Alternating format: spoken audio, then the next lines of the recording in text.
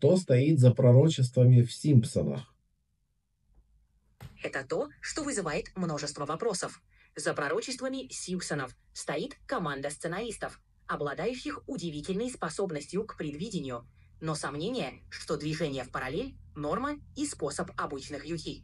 Конечно, их старый жанр запомнился давно, но сериал существует уже более 30 лет, и за это время было выпущено множество эпизодов, в которых затрагивались различные темы.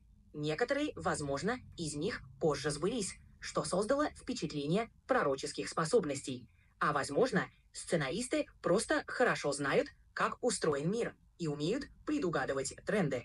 Так или иначе, «Симпсоны» остаются одной из самых загадочных анимационных франшиз. А что вы думаете по поводу «Симпсонов»? Напишите ваши мысли в комментариях и не забывайте подписываться. У нас много интересного контента.